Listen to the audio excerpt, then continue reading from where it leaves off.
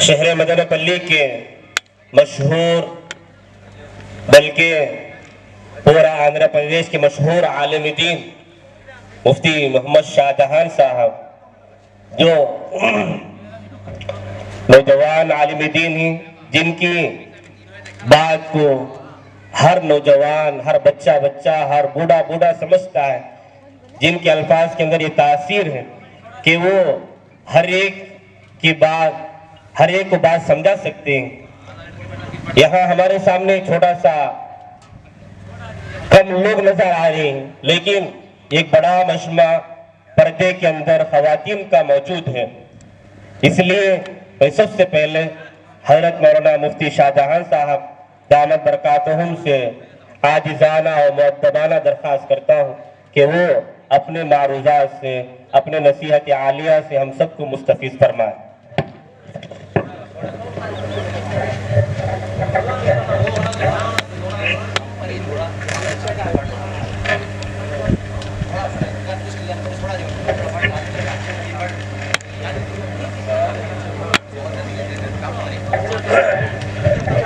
بہت سارے حضرات باہر ہی مسجد کے پاس ہی اور بھی کاروں کے پاس وغیرہ کھڑے ہوئے ہیں، لہذا تمام حضرات سے درخواست ہے کہ وہ جلسہ گاہ کے اندر تشریف لائے، انشاءاللہ بڑا فائدہ ہوگا۔ حضرت کی بات شروع ہو رہی ہے، پورے انہماک کے ساتھ، توجہ کے ساتھ ہم اپنے اساتذہ کرام کے بیانات کو سنیں گے اور ان پر عمل کرنے کی نیت سے سنیں گے۔ اس لیے تمام حضرات سے درخواست ہے کہ وہ جم کر جڑ کر بیٹھ جائے، اٹھ کر جانے کی فضا نہ بنائے۔ السلام علیکم ورحمۃ اللہ وبرکاتہ۔ الحمد للہ نحمده ونستعینه ونستغفره ونؤمن به ونتوکل علیہ ونعوذ باللہ من شرور انفسنا ومن سیئات اعمالنا، من يهده الله فلا مضل له ومن يضلله فلا هادي له، ونشهد أن لا إله إلا الله وحده لا شريك له، ونشهد أن سيدنا ومولانا محمدا عبده ورسوله صلى الله عليه وعلى آله وأصحابه وبارك وسلم، أما بعد فأعوذ بالله من الشيطان الرجيم، بسم الله الرحمن الرحيم۔ وقال الذين كفروا لولا نزل عليه القرآن جملة واحدة كذلك لنثبت به فؤادك ورتلناه ترتيلا۔ بارك الله لنا ولكم في القرآن المجيد والفرقان الحميد، رب اشرح لي صدري ويسر لي أمري واحلل عقدة من لساني يفقه قولي۔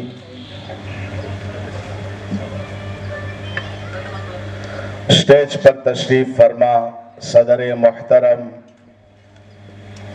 اور جلسے میں تشریف لائے ہوئے تمام معزز علماء کرام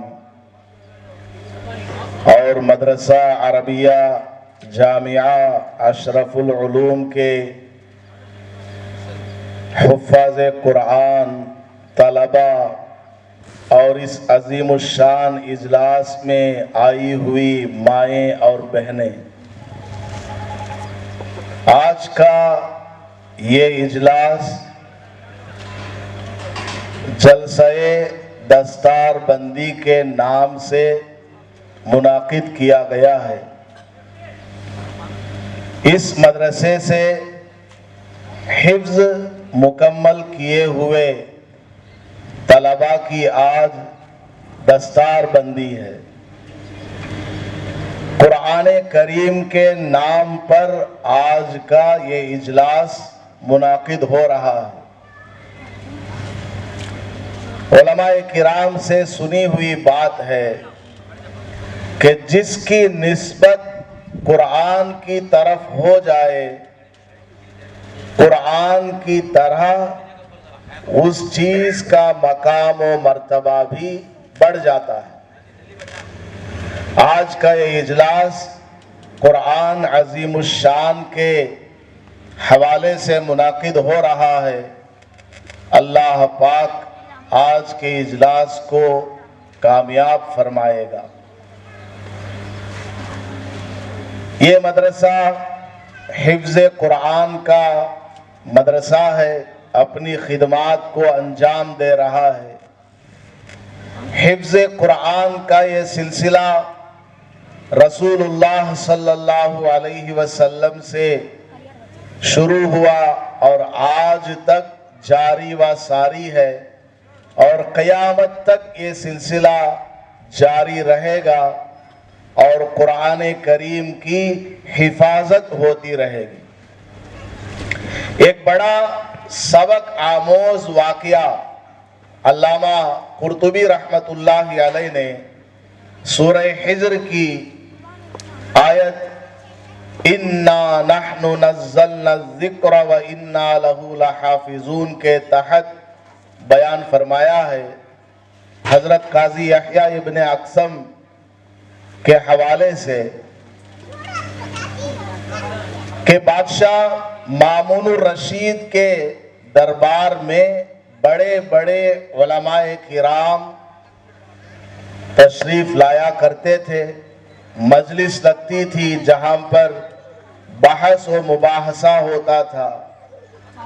ایک مرتبہ بڑا ہی خوبصورت نوجوان، شکل و صورت کے اعتبار سے، جسم و جثہ اور لباس کے اعتبار سے بہت بڑا وہ عالم نظر آتا تھا، اس نے بھی آ کر کے حصہ لیا اس بحث میں، اور فصیح و بلیغ انداز میں اس کی گفتگو رہی۔ جب اس کی گفتگو مکمل ہوئی اور دربار ختم ہونے لگا اور وہ نوجوان واپس ہو رہا تھا تو خلیفہ مامون الرشید نے اس کو بلایا، کیونکہ اس کی شکل و صورت کو دیکھ کر خلیفہ مامون الرشید سمجھ چکے تھے کہ یہ مسلمان نہیں ہے۔ تو خلیفہ نے پوچھا، کیا تم اسرائیلی ہو، یہودی ہو؟ تو اس نے کہا، جی ہاں میں یہودی ہوں۔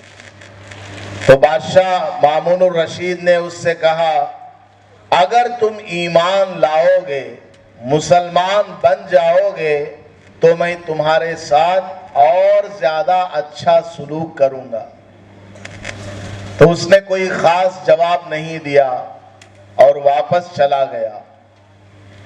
پھر دن گزرتے گئے، مہینے گزرتے گئے، تقریباً 1 سال کے بعد اسی طرح کی ایک مجلس منعقد ہو رہی تھی کہ اس میں بڑے بڑے علماء کرام بحث و مباحثہ کر رہے تھے۔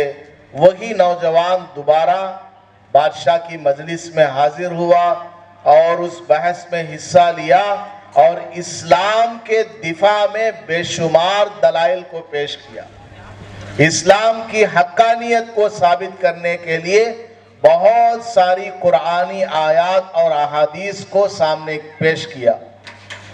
خلیفہ مامون الرشید کو بڑا تعجب ہوا کہ یہ نوجوان گزشتہ سال آیا تھا اور قرآن کا نام لینے کو تیار نہیں، اور اس سال آیا اور قرآن کی آیتوں پر آیتیں پڑھتا جا رہا ہے، قرآن کی اور اسلام کی حقانیت کو بیان کرتا جا رہا ہے۔ کیا بات ہے؟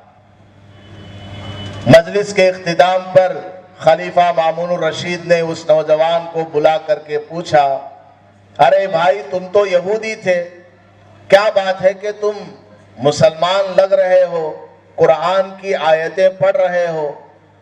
تو اس نے کہا، جی حضرت میں نے اسلام قبول کر لیا ہے، میں نے اسلام قبول کر لیا ہے۔ وجہ معلوم کی گئی کہ تمہارے اسلام لانے کی کیا وجہ ہے؟ تو اس نے کہا کہ جب گزشتہ سال آپ نے مجھ سے فرمایا کہ اسلام لے آؤ, ایمان والے بن جاؤ, تو اس کے بعد جب میں گھر واپس ہوا میرے دل میں آپ کی بات کھٹکتی رہی کہ بالآخر اسلام کے اندر کیا چیز ہے کہ میں اس کو قبول کر لوں. بہت سوچ کے بعد, غور و فکر کے بعد میرے ذہن میں ایک تدبیر آئی. میں نے کیا کیا, آسمانی کتابوں کی تحقیق کرنا شروع کر دیا. آسمانی کتاب تورات, انجیل اور زبور اور قرآن کریم. میں بڑا ہی خطاط تھا, بہترین میری اور انجیل کے حافظ صرف حضرت عیسیٰ علیہ السلام تھے, زبور کے حافظ صرف حضرت داؤد علیہ السلام تھے. اللہ پاک نے آسمانی کتابوں کی حفاظت پیغمبروں کے ہاتھ میں دی تھی, بس کہ آپ اس کی حفاظت کریں گے جب تک کہ آپ حیات ہیں. پیغمبروں کے چلے جانے کے بعد امتیوں نے کتابوں کے اندر رد و بدل کر دی, لیکن قرآن کریم کی شان دیکھیے, خود اللہ پاک نے اس قرآن کی حفاظت کی ذمہ داری لی ہوئی ہے کہ اس کے حافظ ہر زمانے میں لاکھوں کروڑوں کی تعداد میں ملتے ہیں. دنیا بھر میں کروڑوں کی تعداد میں مساجد ہیں, ہر مسجد میں تراویح کی نماز پڑھی جاتی ہے. مسجد کے علاوہ مختلف گھروں میں اور دکانوں پر بھی اور مدرسوں میں بھی تراویح کا اہتمام کیا جاتا ہے. پوری دنیا کے اندر ہر مسجد میں ایک ایک حافظ تراویح میں قرآن پاک سناتا ہے. اندازہ لگائیے کہ حفاظ کرام کی تعداد اس دنیا میں کس قدر زیادہ ہے. اللہ پاک نے قرآن کو ایسی شان سے نوازا ہوا ہے کہ اس کو پڑھنے والے, یاد کرنے والے, یاد کرانے والے, حفاظت کرنے والے ہر زمانے میں وافر مقدار میں ملیں گے, ہر زمانے میں ملیں گے. اور قرآن کریم کے صرف الفاظ نہیں بلکہ اس کو پڑھنے کا طریقہ جس کو تجوید کہا جاتا ہے, اس کی بھی حفاظت, الفاظ کے ساتھ معانی کی بھی حفاظت, معانی کے ساتھ تفسیر کی بھی حفاظت, تفسیر کے ساتھ اس سے مسائل کا استنباط کرنا, اس کی بھی حفاظت قیامت تک ہوتی رہے گی. الفاظ کو یاد کرنے کے لیے اللہ پاک نے ان حافظ قرآن کو کھڑا کر دیا, معانی کو یاد کرنے کے لیے علماء کرام کو کھڑا کر دیا, مسائل کا استنباط کرنے کے لیے فقہا کو اللہ پاک نے پیدا کیا. یہ سب کے سب کون ہیں؟ اللہ کے فوجی ہیں جو اللہ کے کلام کی حفاظت کرتے ہیں. کوئی الفاظ کی حفاظت کر رہا ہے, کوئی معانی کی, کوئی مسائل کی حفاظت کر رہا ہے. یہ قرآن کریم ایسا عظیم الشان کلام ہے کہ قیامت تک اس میں سے ایک زیر نہیں بدلے گا, ایک زبر نہیں بدلے گا. ابھی 1 سال 1.5 سال پہلے کا واقعہ ہے. انگلینڈ کا ایک بہت بڑا آرٹسٹ اور بہت بڑا وہ اسکالر تھا, پڑھا ہوا. اس کو کسی پرانی کتابیں فروخت ہونے کی جگہ ایک 300 سال پرانا قرآن کا نسخہ ملا. اس نے وہ قرآن خرید لیا اور اس کے دماغ میں بات آئی کہ یہ کتاب بہت پرانی ہے, 300 سال پرانی یہ کتاب ہے, یہ قرآن کا نسخہ ہے. آج 2022 کا جو قرآن مسجد میں رکھا ہوا ہے غیر مسلمانوں کی مساجد میں, اس میں جا کر کے میں دیکھتا ہوں کہ اس میں سملیرٹی ہے یا نہیں, دونوں کے اندر کوئی فرق ہے یا دونوں برابر ہے. چنانچہ وہ انگریز, لندن یا انگلینڈ کا رہنے والا انگریز, وہ 300 سال پرانا قرآن لے کر آیا, مسلمانوں کی یعنی ہماری مساجد میں گیا اور قرآن اٹھا کر کے دیکھا.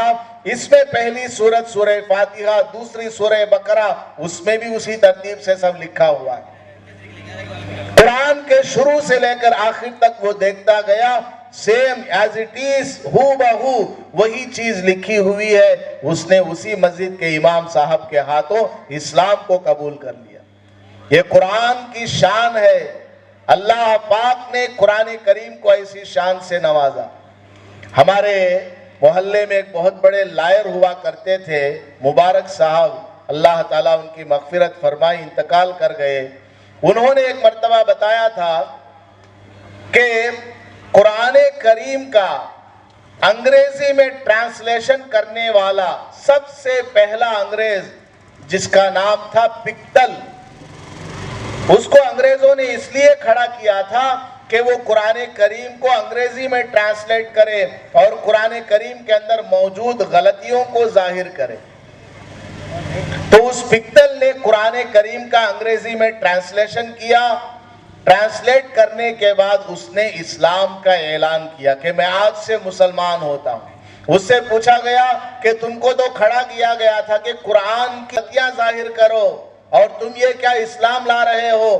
تو اس انگریز قرآن کے ٹرانسلیٹر نے کہا کہ میں نے شروع سے لے کر آخر تک پڑھا، مجھے ایک بھی جگہ کوئی غلطی نظر نہیں آئی، کوئی کانٹرڈکشن، کوئی تعارض مجھے قرآن میں نظر نہیں آیا. ایسا اللہ پاک کا کلام ہے. ایک 2 منٹ کی چھوٹی بات بتا کر میں اپنی بات ختم کر دیتا ہوں. دارالعلوم دیوبند کے شیخ الحدیث حضرت مولانا عبدالحق صاحب اعظمی نور اللہ مرکزہ، ہم جب دارالعلوم دیوبند میں پڑھا کرتے تھے، دیوبند میں ایک جلسے میں حضرت نے ایک واقعہ سنایا حفظ قرآن اور حافظ قرآن کی فضیلت کے متعلق کہ ایک آدمی تھا، اس کا اینٹ کا بھٹا تھا.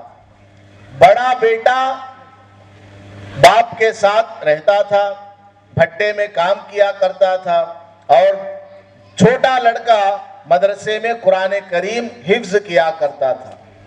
ایک دن باپ کا انتقال ہو گیا.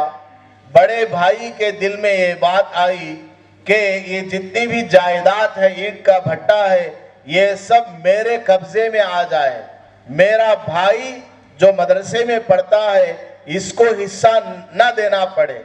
اس لیے اس نے سوچا کہ چھوٹے بھائی کو کسی طرح راستے سے ہٹا دینا تاکہ پوری جائیداد پر میرا قبضہ ہو جائے. چنانچہ جمعرات کو جب مدرسے سے وہ بچہ گھر آیا تو بڑے بھائی نے اپنے چھوٹے بھائی سے کہا، جو کہ 8-10 سال کا تھا، اس سے کہا کہ بیٹا، ابو کے مر جانے کے بعد بھٹے کے اندر برکت نہیں ہو رہی ہے، اینٹ کی فروخت اور بکری نہیں ہو رہی ہے، تم ایسا کرو آج مغرب کے بعد یا عشاء کے بعد بھٹے پر کچھ پڑھ کر کے دم کر دینا تاکہ بکری خوب ہو. بھائی نے کہا جی ٹھیک ہے، میں ایسا ہی کرتا ہوں. بڑے بھائی کا حکم ہے. شام کا وقت ہوا، اندھیری آ گئی تو بڑا بھائی چھوٹے بھائی کو بھٹے کے اوپر چڑھایا اور بھٹے کے اوپر لے جا کر وہ ڈھکن ہٹایا جہاں آگ جلتی رہتی ہے. کہا کہ بیٹا اس کے اوپر پڑھ کر کے دم کرنا.